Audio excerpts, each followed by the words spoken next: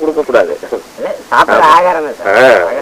ஒரு வேலை சாப்பிடுறாரு, ஒரு வேலை எல்லாம் சாப்பிடுவாரு, ஒரு வேலை சாப்பாடு அவ்வளவுதான் திருப்தியா சாப்பிட்டு போகணும். அப்படித்தான் நம்ம இல்லத்துலாம் அப்படித்தான். எல்லாரும் வந்தாங்கன்னா அதை தொடர்ந்து இயங்கிட்டு இருக்கு. அதுல எந்த தடையும் இல்லாம இயங்கிட்டு இருக்கா, இயக்குவாரு. அதுல எல்லாம் எதுவும் வர்றாங்க. அதுக்காக இங்க வான்னு கூப்பிட்டு வாசல்ல வச்சுக்கிட்டு எங்க ஊர்ல இந்த சைவ முதலியார்கள்லாம் இருக்காங்க. அவங்க வந்து சைவ சித்தாந்திகள். இங்க எங்களை பெரிய ஆத்மல் இங்கே அவங்களை பொறுத்தவங்க இதுல அதுவே 10 பவுன் இருக்கும் போல இருக்கு. ஒரு செயின் 2 செயின் இது வேற பட்டையெல்லாம் போட்டு அதுக்குள்ள ஒரு லிங்கம் இருக்கும். இங்கெல்லாம் இதெல்லாம் விபூதி பட்டையெல்லாம் இருக்கும். அவர் டெய்லி பூஜை பண்ணிட்டு வருவார். இங்க வாசல்ல வந்து அம்மா அம்மான்னு ஒரு பொம்மாட்டி கையில பிள்ளையோட பசிக்குதுன்னு கத்தோம். அப்ப அந்த அம்மா வந்து உட்காரு கத்தாத, ஐயா பூஜை பண்ணிக்கிட்டு இருக்காரு, இன்னும் 1/2 மணி நேரம் ஆகும் அப்படிங்க. அது வந்து உட்காந்து ஒரு பிள்ளைய வச்சுட்டு சோறு போடுவாங்க. அவர் 1/2 மணி நேரம் இந்த பிள்ளை வந்து பாவம் கடந்து கத்தோம். அவர் 1/2 மணி நேரம் அவர் பூசையெல்லாம் பண்ணுவார். மணியெல்லாம் அடிச்சு பூசையெல்லாம் பண்ணிட்டு அதுக்கு பிறகு ரொம்ப நேரம் கழிச்சு பூஜை பண்ண உடனே தான் எடுத்துட்டு வருவாரு அந்த பூஜை பண்ணது. அப்ப என்ன ஆகும், பூஜை பண்ணி முடிச்சோன்னா கொண்டாட்டி பிள்ளைகள் எல்லாம் முதல்ல அவங்களெல்லாம் கூப்பிட்டு அவங்களுக்கு எல்லாம் தீர்த்தம் கொடுத்து அதை கொடுத்து இதை கொடுத்து விபூதி பிரசாதம் எல்லாம் கொடுத்து அப்புறம் நெய்வேத்தியம்லாம் அவங்களுக்கு கொடுத்து அதையெல்லாம் செஞ்சுட்டு அப்புறமா வாளியில் எடுத்துட்டு வந்தா இந்த மூட்டுக்கு வந்து வாளியில் எடுத்துட்டு வர ஒரு கரண்டியில் கொடுத்துட்டு அது வெளியில் எடுத்துட்டு வந்து அந்த கரண்டியில கொஞ்சம் இப்படி வலிப்பாரு. அப்புறம் வேற யாரும் இருக்கா என்ன சிரிக்கிறீங்க? இதுதான் வன்மனத்தார். அதனால இந்த ஆச்சாரங்கள்லாம் என்னாச்சு, தயவுக்கு தடைகள்னாரு. இப்ப இந்த ஆச்சாரம், இந்த சமய ஆச்சாரம், மத ஆச்சாரம், மார்க்க ஆச்சாரங்கள்லாம் என்னாச்சு, தயவுக்கு தடைகள். பசி என்று பார்த்தா ஐயா என்ன சொல்றாரு, இந்த ஆச்சாரங்கள்லாம் இருந்தா அந்த தயவை போட்ட முடியுமா, அந்த தயவ பாரம்பரியத்தை கடைபிடிக்க முடியுமா? அதான் சொன்னது. அத மாதிரி கையில கரண்டியில இந்த மும்புட்டு கொண்டு வர வலிச்சு போடும். அதை விட எத்தனை பேர் வந்துருக்கு, இந்த சத்தவா இது போடாம ஒருத்தர் வா வந்து வாங்கிட்டு போயிடணும் போடுவாங்க. மார்கழி மாசம் பொங்கல் போடுற மாதிரி போடுவார். ஒரு டெய்லி அந்த திருண்டு வாங்கிட்டு போவார் உருண்டை. அந்த மாதிரி இல்லாம அவங்க போதுமான அளவுக்கு சாப்பிட்ற அளவுக்கு வச்சுக்கிட்டு சாப்பாடு போட வச்சுருக்காங்க. அது இல்லை இந்த தடைகள். தேடி வந்தாங்கன்னா பசிச்சவங்களை பார்த்தீங்கன்னா பசிச்சவங்களை எங்க போய் பார்க்கறது? எல்லாருக்கும் பசிக்குது. இது என்ன புதுசாக இருக்கு, பசிச்சவங்களை போய் பார்க்கறதுக்கு பசியோடு வர்றவங்களா பசியால் வாடுவாரு. எவ்வித ஆதாரம் இல்லாத ஏழைங்கிறாரு. அது ஒரு ஜீவகாரண ஒழுக்கத்துல எழுதியிருக்கிறாரு தெரியுமா? ஒரு வாசகத்திலே அடிபட்டு போறவங்க செய்யற அன்னதானங்கள்லாம் பொதுவா வந்து இந்த மாதிரி விழா காலங்கள்ல, இந்த மாதிரி தைப்பூச விழாக்கள்ல இந்த மாதிரியான இடத்துல வர்றவங்களுக்கு சாப்பாடு போடுறது வேற. ஆனா பெரும்பாலும் ஒவ்வொரு ஆன்மாக்களுக்கும் இண்டிவிஜுவலா ஒவ்வொரு சம்சாரிக்கும் ஜீவகாருண்ய ஒழுக்கத்தை சொல்றாரா? அவங்க ஆதாரம் இல்லாத வேலைக்கு போடணும்னா எங்க கொண்டு போய் எப்படி போட முடியும்? யாருக்கு போய் தேடி போடுறது? அப்படின்னா அதோட பொருள் என்ன? தேடுவீங்களா? எவ்வளவு ஆதாரம் இல்லாத வேலைக்கு பசியாற்றுவித்தல் செய்யறது இல்லை. அதனால அதெல்லாம் வந்து போக போக விளக்கம் கிடைக்கும். அதனால ஒளி வழிபாடு செய்யுங்க. தொடர்ந்து நான் சொன்னது மாதிரி ஒவ்வொருத்தரும் நிச்சய தீபம் வச்சு வீட்டில் சன்மார்க்க அன்பர்கள் உட்காருங்க. உட்கார்ந்து காலமால இருவேலை எப்போ நேரம் கிடைக்கும் போதெல்லாம் உட்கார்ந்து பெருமாட்ட திருவிழப்பா வச்சுக்கிட்டு வேற எந்த சிந்தனையும் இல்லாமல் அங்கங்கே போய் அவர் பேச்சு கேட்டுக்கிட்டு இவர் பேச்சை கேட்டுக்கிட்டு அங்கே போய் இது பண்ணிட்டு அங்கே தர்க்கம் பண்ணிட்டு வாதம் பண்ணிட்டுலாம் இல்லாமல் கரெக்டாக நம்ம மேட்டுக்கு போகிறோம். பெருமாள் இடத்துல வந்து நம்ம வந்து இங்கே பெற வேண்டியது இங்கே வந்து பெற்றுக்கிட்டு சில விளக்கங்களை பெற்று நேராக போகிறோம். ஒரு மாதம் 27 நாள் நம்ம உடமையாக உழைக்கிறோம். அதுல நமக்கு தொடர்ந்து கிடைச்சதுனால எவ்வளவு சீக்கிரம் நமக்கு விரைவான லாபம் கிடைக்குமோ அவ்வளவு சீக்கிரம் யோக ஞானத்தை விட பல வருஷம் நீங்க கஷ்டப்பட்டு கூட ரொம்ப உடலை வருத்தி செய்யக்கூடிய யோகத்துல கிடைக்க விட பல மடங்கு மேலான லாபம் இதுல கிடைக்கும் இந்த வழியில.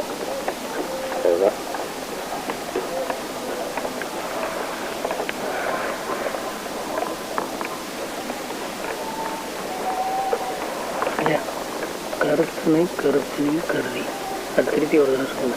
கருத்தனை கருத்தினை கருதி கருவறியிறே கருவறியிறேங்கிறாரு. கண்ணார நீர் விட்டு கருத்தனை கருதறிகிறேன். அதானே கண்ணார நீர் விட்டு கருத்தனை கருதறிகிறேன். கருத்தன்னு சொல்றாரு. கருத்தன்னு யாருக்கு பேரு? கடவுளுக்கு. ஆண்டவருக்கு ஆண்டவரை கருத்தன்னு அழைக்கிறார். கருத்து என் கருத்தில் கலந்த கருத்து, என் கருத்தில் கலந்தவன்.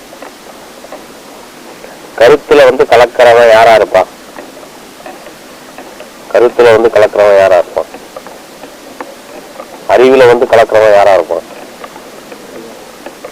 அறிவு அறிவோட தானே, அறிவு அறிவுல தானே கலக்கும்.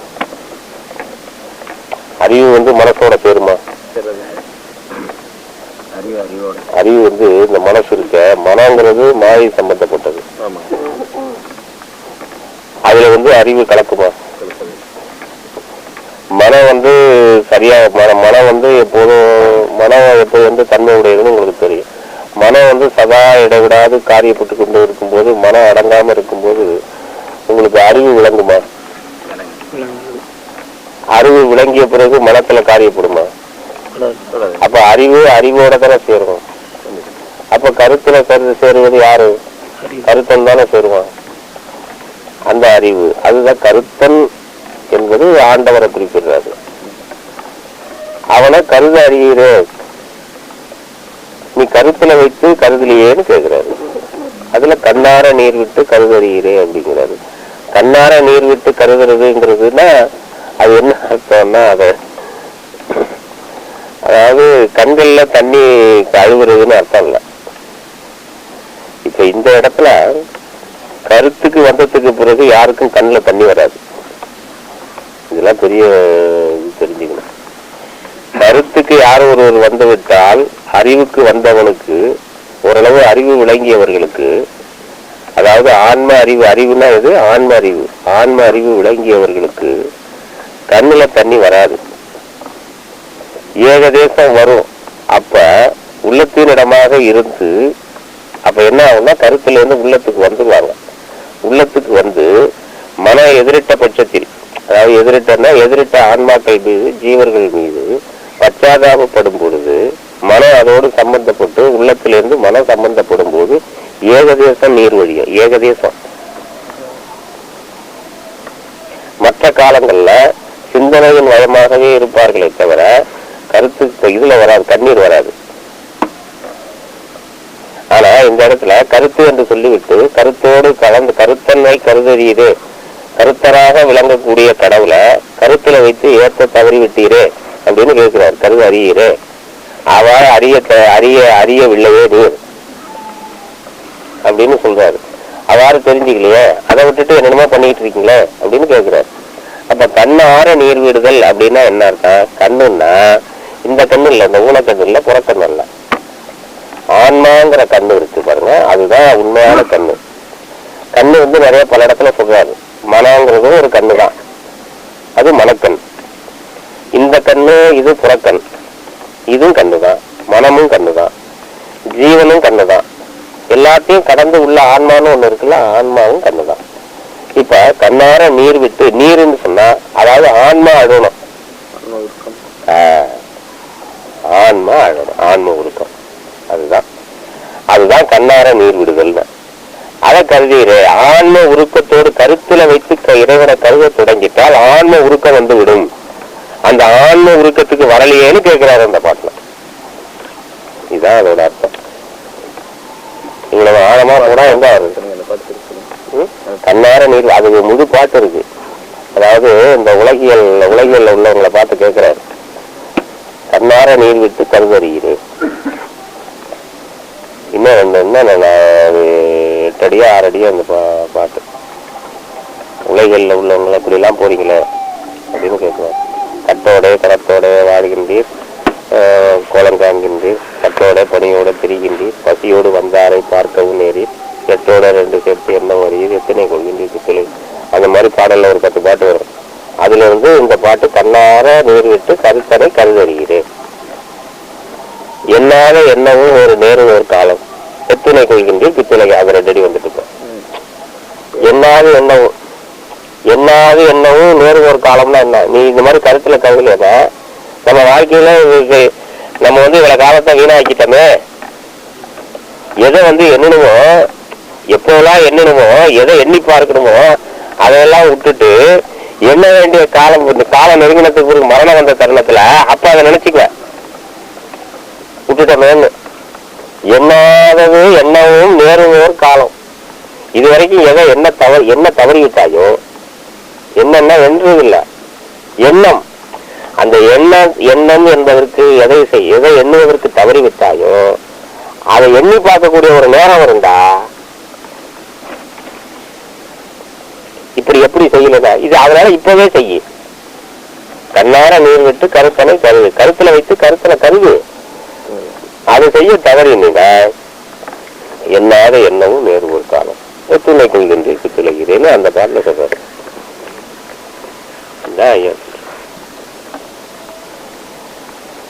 கருத்துங்கிறது அது ஒரு பெரிய விஷயம். அது நான் பேசி சொல்லியிருக்கேன், பல தடவை பேசிட்டு இருந்திருக்கோம். அது இப்ப நமக்கெல்லாம் அந்த இது வந்துட்டுனாவே வழிபாட்டுல சுரத்தன்மை வந்துடும். சுரத்தன்மைன்னு பேரு. அந்த சுரத்தன்மை ஏற்படாத காரணம் இன்னும் கருத்துல பதியாதுதான் காரணம். அந்த கருத்துங்கிறது எங்க இருக்கு? இப்ப அது எங்க இருக்கு?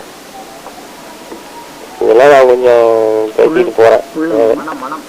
மனமா யாரு?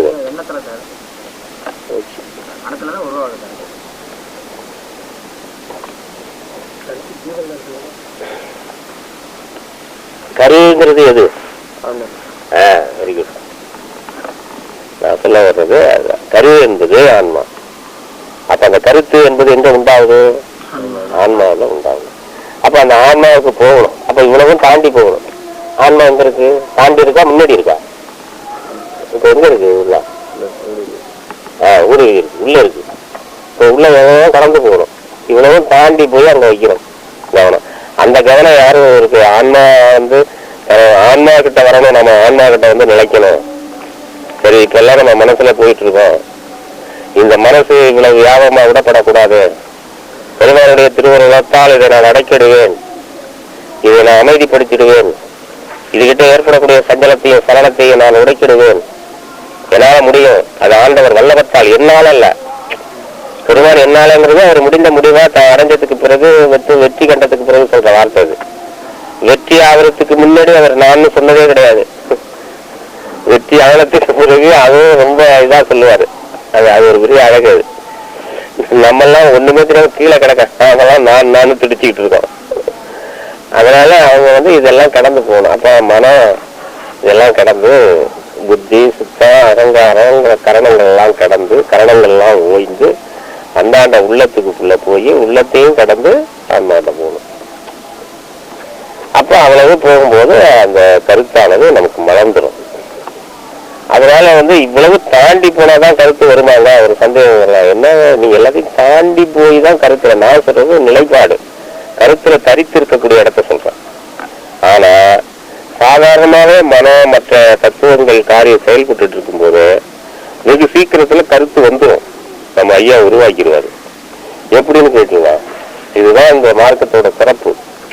இந்த ஒளி வழிபாட்டுல கிடைக்கக்கூடிய சிறப்பு எந்த யோகிக்கும் எந்த பெரியவங்களுக்கும் கிடைக்காத ஒரு பெரிய கிஃப்ட் என்னன்னா, அவங்க எல்லாம் பாத்தீங்கன்னா ஒரு பெரிய சித்து விளையாட்டு அது இது பெரிய இதெல்லாம் பண்ணிட்டு வியந்துகிட்டு இருப்பாங்க.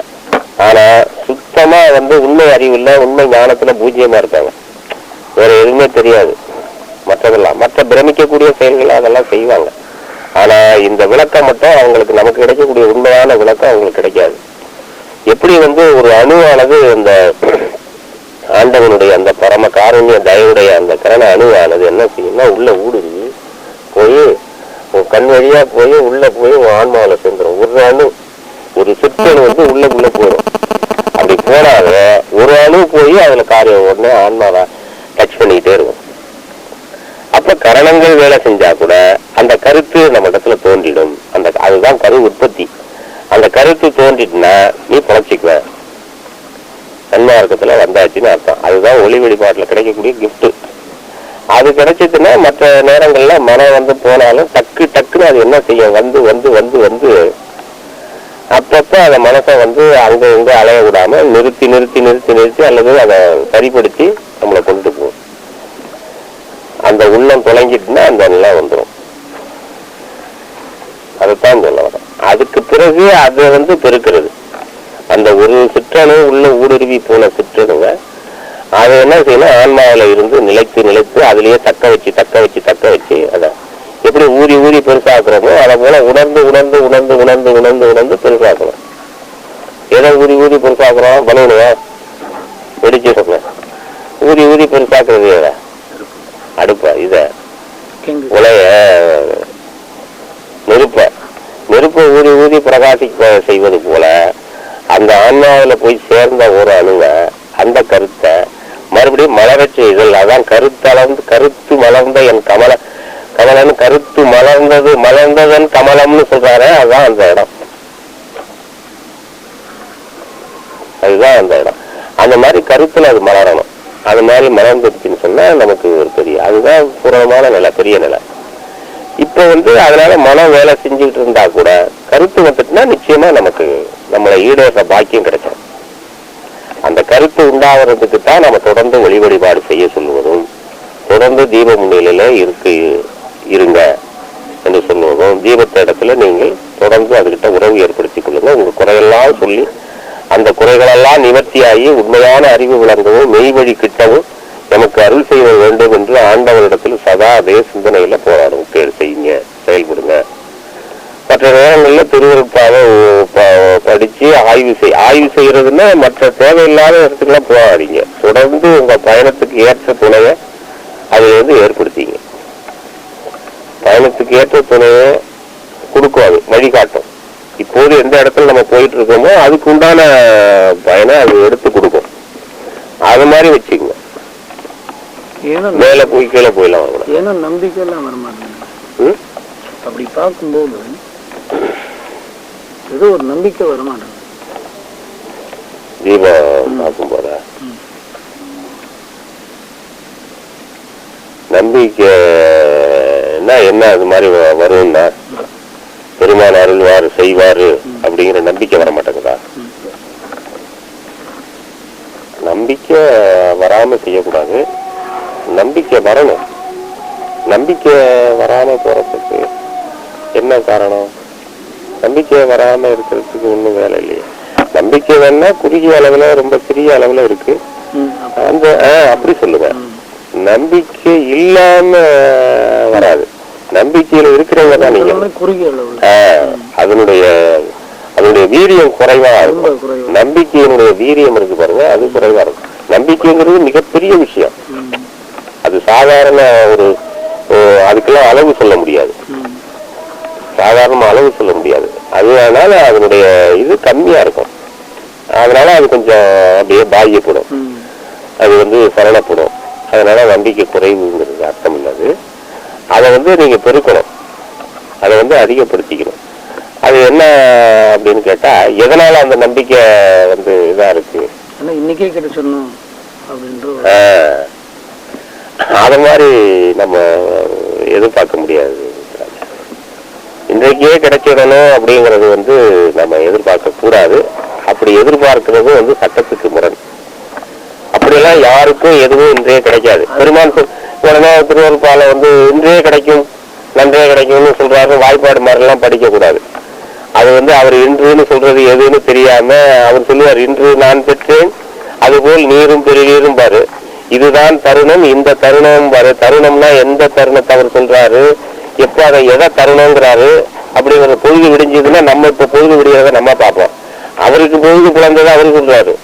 மலை இருள் முழுவதும் விடிந்தது, உதயம் எழுந்ததும் பாரு. நம்ம என்னன்னா மலை இருள் பூரா உள்ள வச்சுக்கிட்டு வெளியில இங்க பாத்துக்கிட்டு உதயம் ஆனதுன்னு பொழுது போச்சேன்னு நம்ம பார்ப்போம். நமக்கு தெரிஞ்சது இப்படி எல்லாம் ஒப்பிட்டு பார்த்து அர்த்தத்தை அனர்த்தம் பண்ணிக்க கூடாது. அதனால அந்த அனுபவம் வேறு, இந்த அனுபவம் வேறு. அதனால இன்றே கிடைக்கணுங்கிறது வரணுங்கிறது அது ரொம்ப சிறப்பு தான். ஆனா அதுக்கு உரிய நேரம் வரும்போதுதான் அது வருவது. அதுக்காக நேரம் வரணுங்கிறதுனால நம்முடைய உழைப்பு குறையக்கூடாது. நம்ம உழைச்சிக்கிட்டு இருக்கணும். நமக்கு பெருமான் தருவார். நமக்கு எந்த தருணத்துல கொடுக்கணுங்கிறது அவருக்கு தெரியும். அப்ப நிச்சயமா நம்ம இடத்துல வழங்குவார்.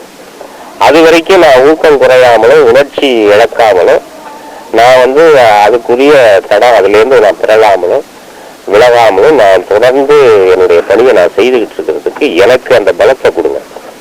எனக்கு உள்ளும் புறமும் நீங்களே துணையா இருந்து எனக்கு அதுல வந்து என்னை வழிநடத்தி சொல்லுங்க அப்படிங்கிற நீங்க அந்த விண்ணப்பத்தை நீங்க வச்சு கேட்கும்போது தானாவே அந்த நம்பிக்கையானது அதிகப்பட்டுக்கிட்டே வரும். அணுகிற விதத்துலதான் இருக்க தவிர மற்ற ஆண்டவரிடத்துல அணுகுமுறை இருக்கு பாருங்க, அதுலதான் இருக்கு. நம்ம எதை கேட்கணும் எப்படி ஆண்டவர்கிட்ட அணுகணுங்கிறது தெரியறது இல்லை. நம்ம சாதாரணமா நம்ம வந்து நம்ம பாட்டு ஏதாவது கேட்போம், அது வந்து தகுதியான வார்த்தை தானா, அந்த தகுதியான வார்த்தைகளால கேட்கிறோமாங்கிறதும் நமக்கு தெரியாது. ரெண்டாவது தரத்துக்கு ஏற்றவாறு நம்ம ஆண்டவருக்கு எந்த தரத்துல இருந்து நம்ம கேட்கறோம். நம்ம வந்து சின்ன பிள்ளைத்தனமா அந்த சின்ன பிள்ளைங்க வந்து ஆகாயமா அந்த கையில பிடிச்சி விளையாடுறதுக்கு நிலாவை எடுத்து பார்க்கறதுக்கு விளங்கும். அது மாதிரி ஆண்டவன்கிட்ட பெரிய பெரிய விஷயங்களையும் அதையும் கொடு இதையும் கொடுன்னு நம்ம இப்படி கேட்டுவோம். ஆனா விளையாட்டுக்குள்ள ஏதோ விளந்துகிட்டு இருக்கான், சரி விட்டுட்டு போங்கிற மாதிரி அதாவது வேற போயிடுவேன். அப்படி இல்லாம நான் அதுக்கு தான் சொல்றது, பிராக்டிக்கலா நம்ம பருவத்துக்கு ஏற்ற பயிர் செய்யறது சொல்றது. அந்த மாதிரி நம்ம பருவம் என்னவோ அந்த பருவத்துக்கு தகுந்த பயிரை செய்துக்கிட்டு அப்பப்போ அறுவடை பண்ணிக்கிட்டே போகணும். அது மாதிரி போனீங்கன்னா நிச்சயமா வெற்றி நிச்சயம். அதுல கொஞ்சம் கவனம், இது பருவமும் தெரியாது பயிரும் தெரியாது, அதைத்தான் நம்ம ஆண்டவர்கிட்ட இருந்து அந்த விளக்கம் உங்களுக்கு அந்த அறிவு பூர்வமா ஐயா உணர்த்துவார். அப்ப அதுதான் வேணும். அதுக்கு நீங்க கரெக்டா அதுகிட்ட ஒப்படைச்சு எனக்கு நீ வந்து வழிகாட்டு, எனக்கு உள்ளும் புறமும் இருந்து நீ எனக்கு எப்போ நீ தருவியோ அப்போ எனக்கு கொடு, எதுவா இருந்தாலும் நீங்க கொடுங்க. ஆனா இப்போதைக்கு நான் போறது கரெக்டா போறேனாங்கிறத எனக்கு துணையா இருந்து என்னை அழைச்சிட்டு போகணுங்கிற மாதிரி நீங்க ரூட்டை அவர்கிட்டே போட்டு அவர்கிட்டே வாங்கிட்டு போயிட்டு இதே நடத்திக்கிட்டு இருந்தீங்கன்னா எல்லாத்தையுமே கரெக்டா கொடுத்துருவாரு. அதுதான் ரொம்ப முக்கியம். அந்த பிரார்த்தனை நீங்க ஐயாட்ட கேட்கிற விதம், அந்த இது கேட்டா மேலும் மேலும் மேலும் இதே செஞ்சுக்கிட்டே போனீங்கன்னா உரம் ஏறும், அதிகமான நம்பிக்கை வரும், அப்புறம் விஷயங்கள்லாம் நிறைய கிடைக்கும். எப்படி அவர்கிட்ட இன்னும் வந்து எவ்வளவு அவரை இருக்க பிடிச்சி போறதுங்கிறது இப்படியும் கொஞ்சம் கொஞ்சம் பைய பிடிச்சிங்கன்னா இருக்க தட்டிக்கலாம், வேற ஒன்றும் அப்படித்தான் போகணும். அதனால நம்பிக்கை இல்லைங்கிறது இல்லை, அது மேலும் வலுக்கும். அது வலுக்குவதற்கு வலுப்படுவதற்கு நீங்க இப்படிதான் அணுகணும். இப்படி அணுகி கேளுங்க, மனசுல அப்படியே உட்காந்துக்கிட்டு ஆண்டவர்கிட்ட அது மாதிரி தொடர்பு கொண்டு இன்னைக்கே கிடைக்கணும் அப்படின்னு எதிர்பார்க்க கூடாது, அது கிடைக்காது.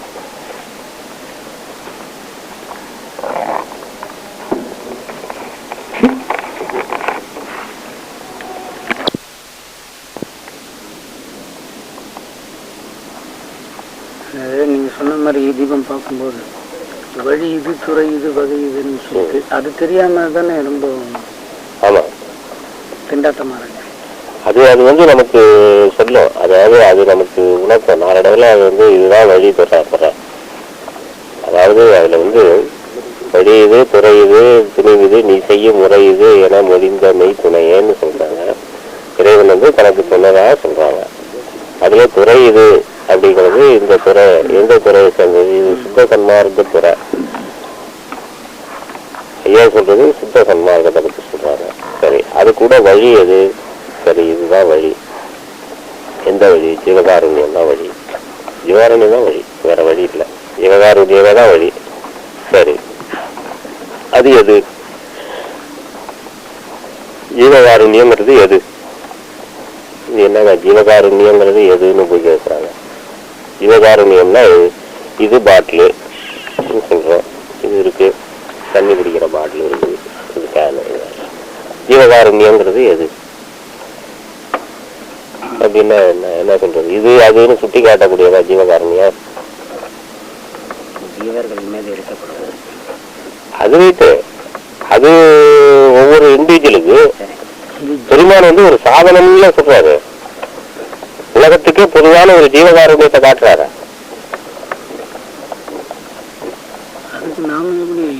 அது எது?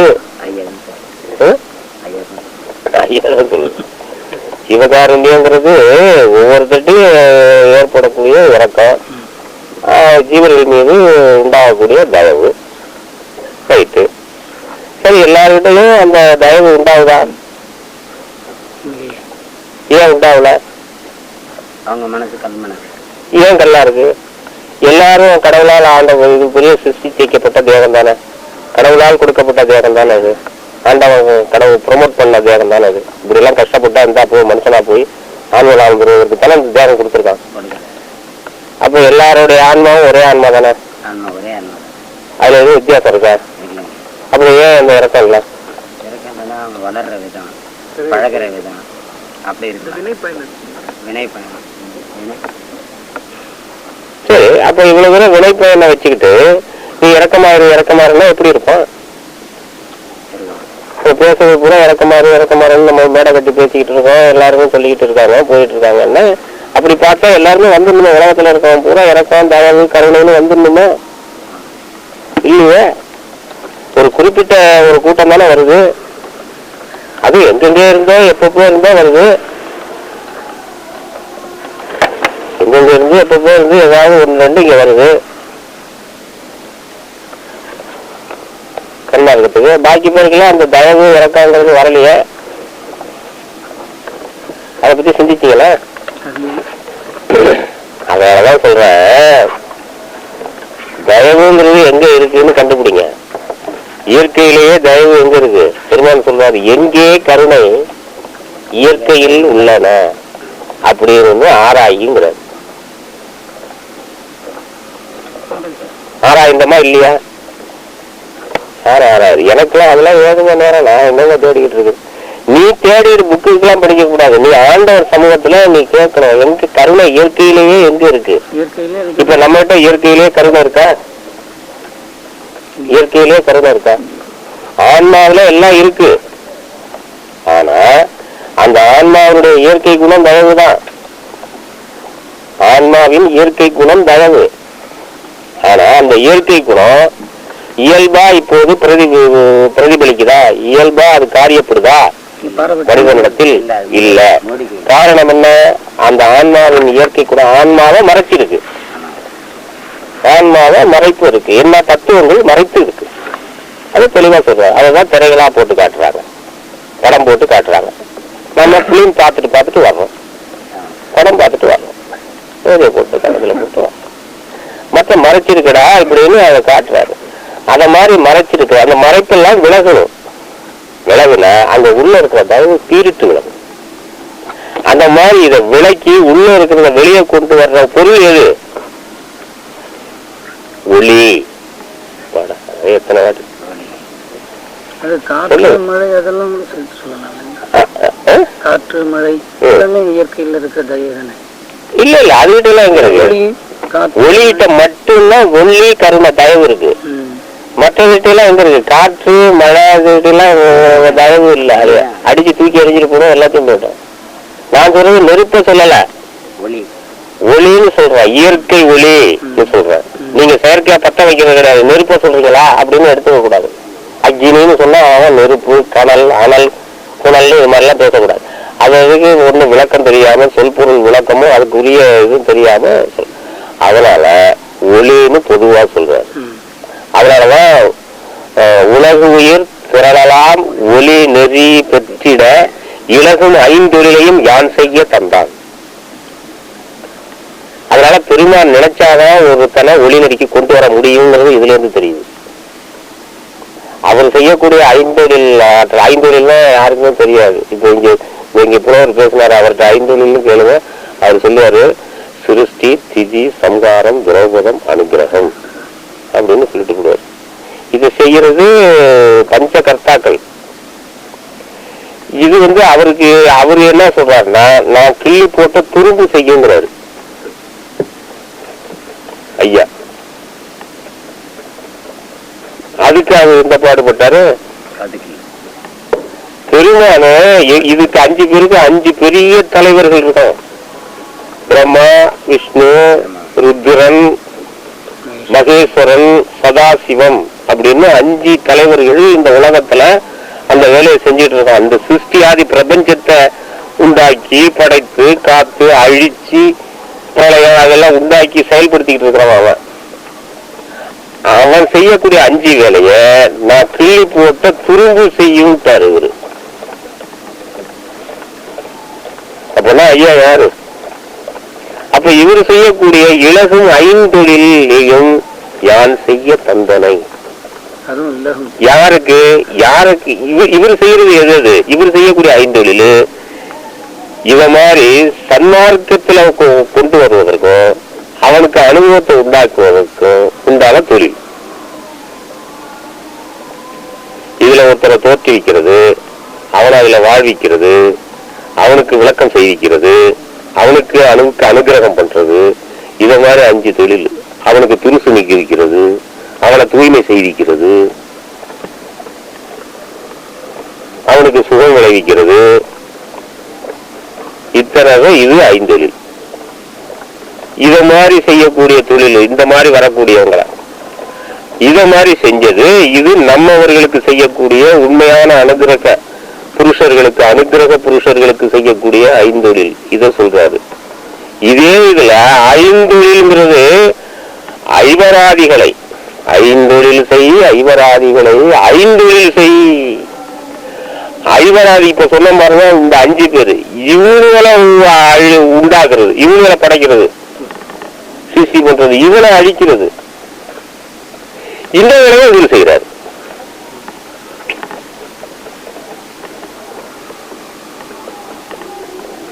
எப்படி இருக்கு?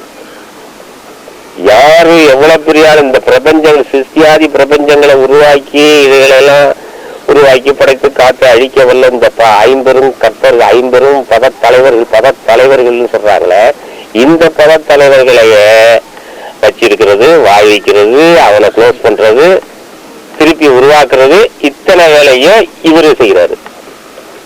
5 ஆதிசை ஐவராதிகளை 5 ஆதிசை அருட்பெருஞ்சோதி.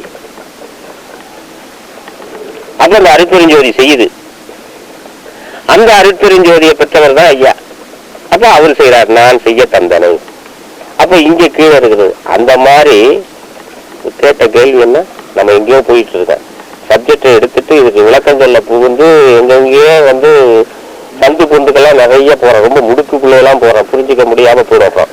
அதாவது நீங்க கேட்டது இறக்கம் ஏன் வரலன்னா, அதுக்கு வந்த தயவு ஏன் வரலன்னா, இவ்வளவு கடின சுத்தமா இருக்கிறது மறைப்பு. இந்த மறைப்பு நீங்கி இறக்கத்தை உள்ள இருக்கு ஆன்மா கிட்ட இருக்கக்கூடிய இயற்கையான குணமாகி அந்த தயவை வெளிக்கொண்டு வரக்கூடியது காருண்யமாச்ச. அந்த காருண்யம் எங்க இருக்குன்னு கண்டுபிடி. எங்கே கருணை இயற்கையில் உள்ளன அங்கே விளங்கியது சிவம். அங்கதாண்டா சிவம் இருக்குன்னாரு. எங்க இயற்கையில இருக்கு? அதை ஆராயணுமா வேணாமா? சிந்திக்கணுமா வேணாம்? அதுக்கு உலகம் காட்டணுமா வேணாமா ஐயா? அது எங்க இருக்கு பார்க்கணும். எல்லா உலகத்துல உள்ள இந்த உலகத்து உயிர்களை எல்லாம் பாரபட்சம் இல்லாம சிருஷ்டி பண்ணி அதுகளெல்லாம் வாழ்விச்சு அதுகளெல்லாம் அனுகிரகம் பண்ணி எல்லாத்தையும் செஞ்சுக்கிட்டு இருக்கக்கூடியது எது? ஒளி இல்லைன்னா என்ன ஆகும்? உலகுக்கு ஒளி காவல்னு இவனே எழுதியிருக்கான். ஒரு சாதாரண ஆளு எழுதியிருக்கான். ஒரு சாதாரண ஆளு ஒண்ணுமே கிடையாது ஒளி இல்லைன்னா. அப்ப ஒண்ணுமே கிடையாதுன்னா ஒட்டுமொத்தமா கிடையாதுன்னா அப்ப உயிர் ஒளி அறிவேங்கிறாரு. அணுவில் அமைந்த உயிர் ஒளி பேர அறிவேங்கிறாரு. அன்பனும் அணுவில் அமைந்த பேரொழிவே, அன்பனும் உயிர் ஒளி அறிவே, அன்பனும் உயிர் ஒளி அறிவே. உயிரினாலும் ஒளியினாலும் ஒண்ணுதாங்கிறாரு. அப்ப இவ்வளவு அந்த ஒளி என்னங்கிறத யாராவது நம்ம சிந்திச்சோமா? அதுக்குத்தானே இந்த ஒளியை வச்சு ஒளிக்கு எல்லாம் ஒளிப்பிடமும் அந்த ஒளிப்பிடத்தை ஒளியிலேயே வச்சிருக்கிறாரு. அந்த ஒளியில இருந்து தெரிஞ்சுக்கலான்ட்டாரு. விட்டு விட்டு திறந்து பார்க்க வேண்டிய வெளிச்ச கண்ணை மூடிக்கிட்டா என்ன ஆகும்? இருட்டே இருக்கு எல்லாரும். டக்குனு இறுக்கி கண்ணை மூடிட்டு உள்ள பாரு அப்படின்னு உள்ள பார்த்து ஒழிஞ்சு போறாங்க.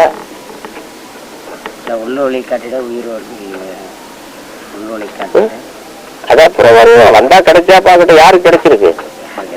அப்புறம் ஏன் நிறைய பேசிக்கிட்டு இருக்க?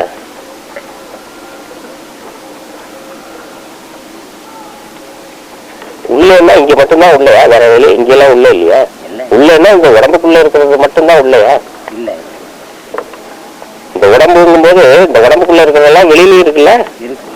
அப்ப அங்கேயும் உள்ள இருக்குல்ல, வெளியில இருக்குல்ல? அது தெரியாது, இதுவும் தெரியாது, அதுவும் தெரியாது. ஏதாவது புலம்பிட்டு இருக்க வேண்டியது. உடம்புக்கு மட்டும் உள்ளயா, தேகத்துக்கு மட்டும் உள்ளயா? இந்த பிரபஞ்சத்துக்கு உள்ள இருக்குல்ல, அதிகம். இந்த பிரபஞ்சத்துக்கு வெளியது உள்ள எதுன்னு இருக்குல்ல. அப்ப அங்கேயும் உள்ளொளி இருக்கு, இங்கேயும் உள்ளொளி இருக்குல்ல, ரெண்டும் இருக்குல்ல. ரெண்டையும் பார்க்கணும், ரெண்டையும் உணரணும்னு என்ன வரணும்ல. அப்படி ரெண்டையும் பார்த்தவர் தான் ஐயா. துண்டத்தையும் அண்டத்தையும் ஒரு சேர கண்டு தெளிந்து போனதுனாலதான் அவருக்கு இவ்வளவு பெரிய நிலை கிடைச்சது. நம்மெல்லாம் அண்டத்தை என்ன ஆகுதுன்னு யாருக்குமே தெரியறது இல்லை. அண்டத்தை பார்க்க விரும்புறதும் இல்லை, வெளியில பார்க்கறதே இல்லை. வெளியில பார்க்கணும்னு சொன்னாங்க எல்லாம் சிரிக்கிறான், பைத்தியக்காரன். வெளியில பார்க்க சொல்றாரு. வெளியில பார்த்தா விவகாரம் தான் ஐயா. நான் வெளியின்னு சொன்னோன்னா வெளியில பார்த்தா விவகாரம் தான்.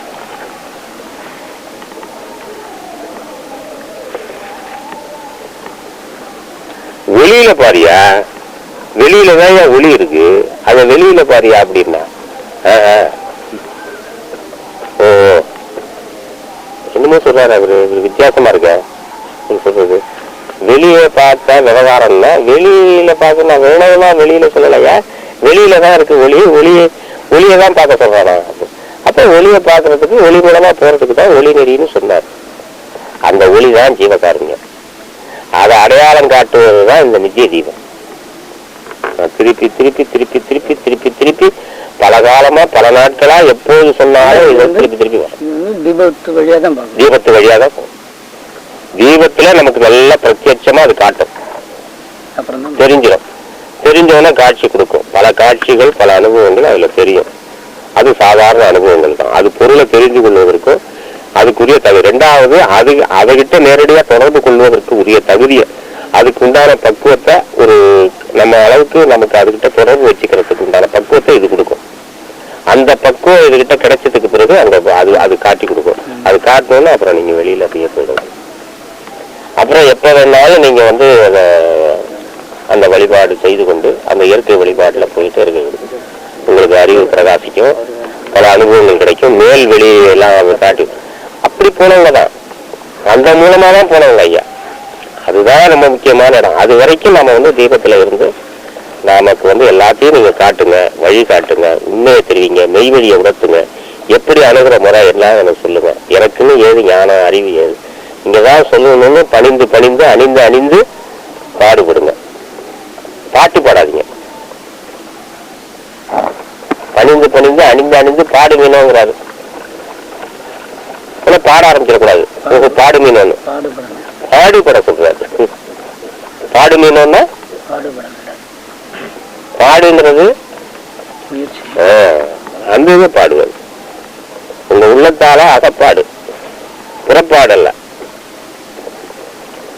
புறத்துல ஒண்ணும் இல்லை, உங்களுக்குள்ளார நீங்க முனைந்து செய்யக்கூடிய பாடு.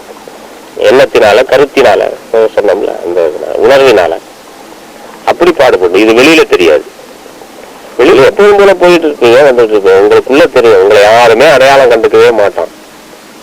இதுக்குள்ள இவ்வளவு ரத்தனம் இருக்கா என்று தெரிஞ்சவங்கத்தான் அதை எடுத்து கண்ணில் ஊத்திக்குவாங்க. அப்படி உள்ளது இந்த வழி. அதே அதுல ஒரு யோகம் பண்ணீங்கன்னா பெரிய கூட்டம் வெளியில காட்டி கொடுக்கும். அதோட முடிஞ்சது, க்ளோஸ். இது காட்டியே கொடுக்காது, காட்டியே கொடுக்காது. சகஜமா இருப்பீங்க, உலகியல்ல போயிட்டு இருப்பீங்க, உள்ளுக்குள்ளார அது வளர்ந்து கொண்டே இருக்கும். அந்த மாதிரி வளர்க்கிறது. அதனாலதான் இதை பெருமான் ஆண்டவரிடத்துல தொடர்பு கொள்றது. இது அந்தரங்க சேவை என்று பெருமான் சொன்னார். அந்தரங்க சேவை, அந்தரங்கமா பண்ற சேவை. மற்ற பக்தி, பூஜை, யோகா, ஞான, தவ, பகிரங்க, இது மட்டும் அந்தரங்க. அந்தரங்க சேவை ஆசை, அந்தரங்க சேவை செய்தேன் ஐயாது சொல்றாருல, இதுதான் அந்தரங்க சேவை. ஆண்டவரிடத்தில் நான் அந்தரங்கமா அன்பு வைத்தேன். இதுதான் மனைவி இடத்துல நாம எப்படி அந்தரங்கமா தானே உறவு வைத்துக்கிறோம், அந்தரங்கமா தானே ஆசை வச்சிருக்கோம். தன்னுடைய துணைவி யார் இடத்துல, தன்னுடைய மனைவி இடத்துல எவ்வளவு பிரியம் பாவம் வச்சிருந்தாலும் எப்படி எல்லாமே நம்ம அந்த பகிரங்கமா வச்சுக்கிறோம். யாராவது பகிரங்கமா வச்சுக்குவாங்களா?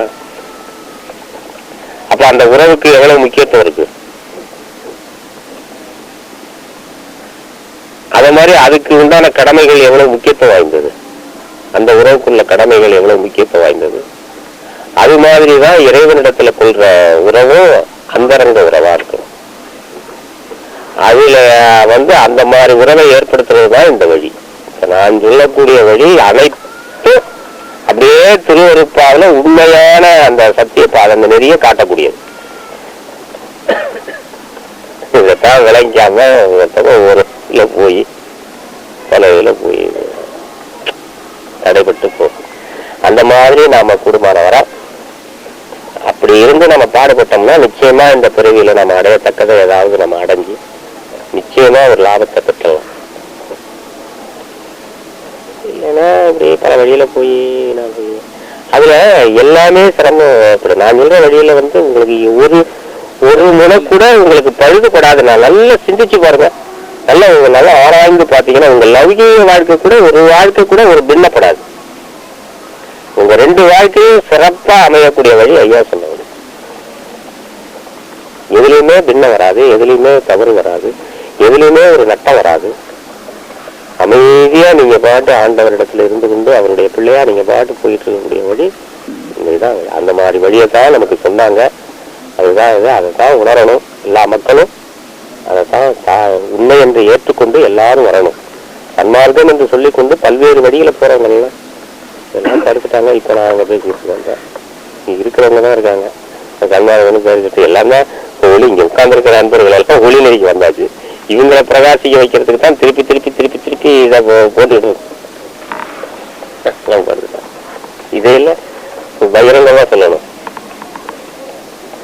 உங்களுக்கு சொன்னா ஏதோ ஐயா ஒரு இது சொல்றாரு, சொல்லப்பா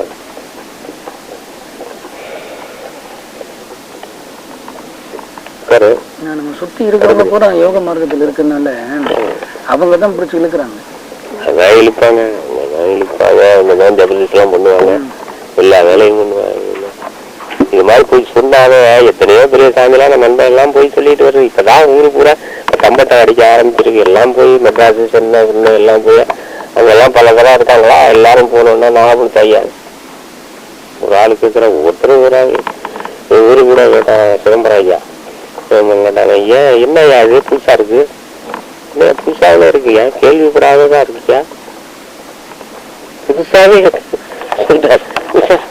என்ன மேல என்ன கீழே இருந்து ஏணியா போட்டுருக்கு, ஏறி போறதுக்குன்னா ஏணி இனி தொங்க விட்டுருக்கா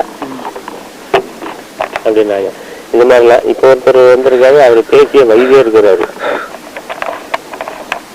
ஏதோ விளாடுறானுங்க அங்கிருந்தே போயிட்டு இருக்கேன், நான் பண்ணிட்டு நான் அதெல்லாம் ஒண்ணும் முடியாது, நான் எவன் மாட்டேன்னு சொன்னான். நாராயண சாமி. யாரு சாமி? இந்த சாமி எல்லாம் போய் பாத்தியா? யார் அவரு? சரியா ராஜா? ராஜா சொன்னாரா?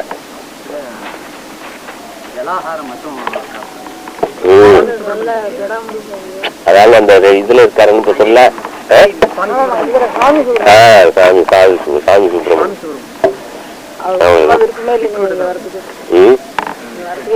இது சாப்பாடுலாம் இல்லாம இருக்காரு, தூக்கம்லாம் இல்லாம இருக்காரு. அவரை அப்படி உணவு அப்படி இது பண்றாருங்கய்யா, தூக்குறாருங்கய்யா. ஆனா அது அதான் வந்து அன்னதானமும் செய்யணுன்றது. அவர் போய் பேசியிருக்காரு. முத பூசத்துக்கு முன்னாடி பூசம் வர்றேன்னு சொன்னாராம். அப்புறம் கேட்டாராம்,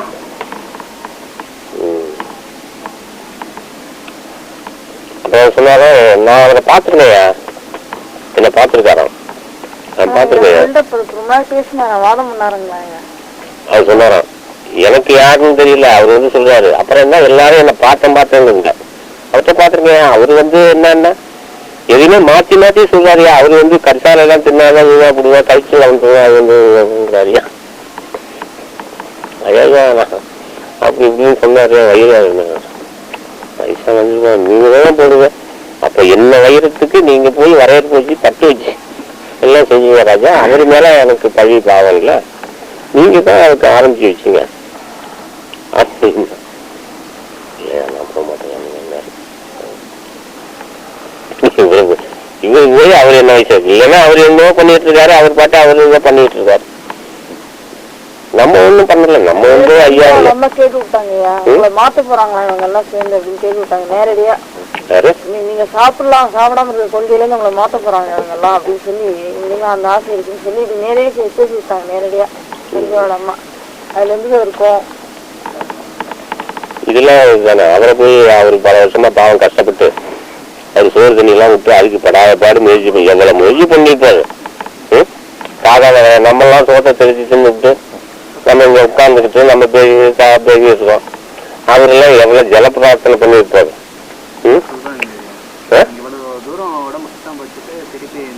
உடம்ப சுத்தம் படுத்திட்டா சோறு திங்காம இருந்தாலும் சொல்லுங்க, சுத்தம் படுத்திட்டு இந்த மாதிரி எல்லாம் என்கிட்ட கதை பேசக்கூடாது அப்படின்னு சொல்றாங்க. அதெல்லாம் சொல்றாங்க.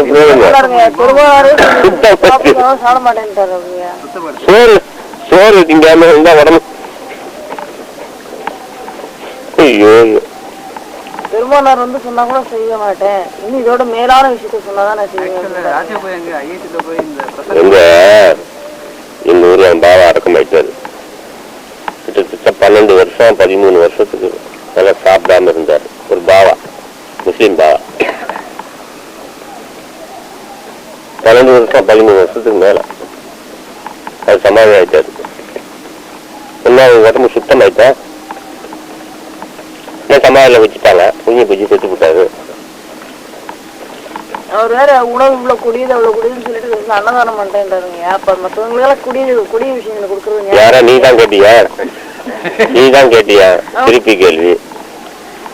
அதெல்லாம் குடியுதுன்னு சொல்லிட்டு நீ அதை செய்றீங்கன்னு, நீங்க ஏன் அதை செய்றீங்கன்னு இன்னொரு சேலஞ்ச் ஒன்று பண்ணிட்டாங்க. அதோட விட்டது அது என்னன்னா, இனிமேல் வடலூர் போக விடாம நான் இங்கே ஒரு பெரிய ஞான சபை கட்டேன் அதுன்னு சொன்னாராம். கட்டத்துல போக வேண்டாம், சுற்றிலாம் தெரியும். அது சில பேர் சொல்ல அவன் நம்ம செய்யணும். அதோட விட்டது பெருமானுக்கு நிகராக எனக்கு எல்லாம் அதெல்லாம் பெரியாடா. நம்ம அது தேவை பேசுற காலத்துக்கு நம்ம பேச முடியாது. அது மாதிரி இவங்க போய் பண்ற வேலைதான். அவங்கள போய் பார்த்து இவங்களை போய் பார்த்து நான் சொல்லிட்டு இருக்கேன். இதெல்லாம் போய் நீங்க சாதாரண பாமரங்கள மக்களை அழைச்சிட்டு வாங்க.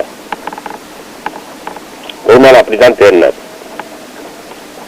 யார்கிட்டையும் பெரியவங்களுக்கு எல்லாம் போகல. அவர் யாரு எல்லாரும் அவரை வந்து பார்த்தாங்க. முதல்ல எல்லாம் தூக்குவான், பிறகு வந்து சரண்டர் ஆகும். பார்த்துட்டு அவன் போயிட்டு இருப்பான். அவர் யாரும் போல. சாதாரண மக்கள் இடத்துலதான் பெருமாள் இருந்தாங்க. மக்களை தான் இது பண்ணாங்க, மக்களுக்கு தான் சொன்னாங்க எல்லாரும் வரணும்னு. ஒரு சமயவாதியத்தை கூட பார்த்து சொல்லல. அவரு அது வரமாட்டான்னு தெரியும் அவருக்கு. சாதாரண மக்களுக்கு தான் சொன்னாங்க. அதே மாதிரி போனா 10 பேரு 100 பேரு வருவாங்க. நம்ம ஒரு பெரிய இருந்த இடத்துல இருந்து கொண்டே அமைதியா இருந்து கொண்டே பெரிய இதை சாதிக்கிறதுக்கு பெருமாள் வளர்த்தினால திருவருளால செயல்படுத்த முடியும். இந்த மக்களை நல்வழிப்படுத்தவும் நல்ல மார்க்கத்துக்கு வழி கொண்டு வரவும் அவங்களெல்லாம் ஈடேறவும் வழிகாட்டலாம். அவங்களுடைய பிரச்சனைகள்லாம் தீர்ந்து அமைதியான வாழ்க்கை நடத்துவதற்கு வழிகாட்டலாம்.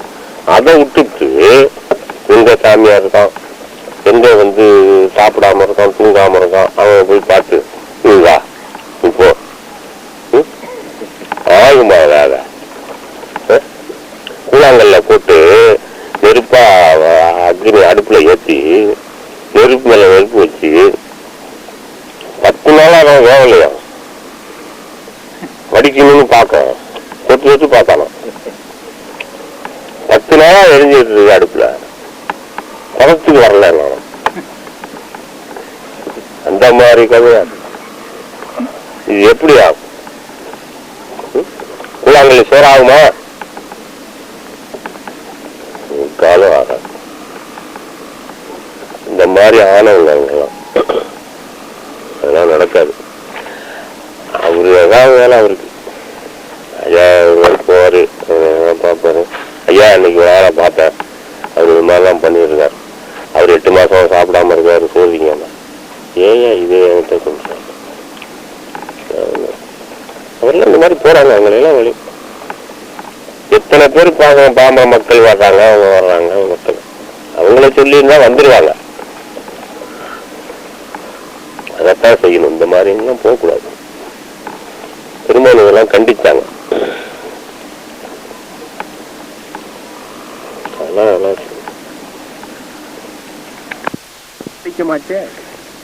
அவர் வடித்தது பூரா திருவாசகம்.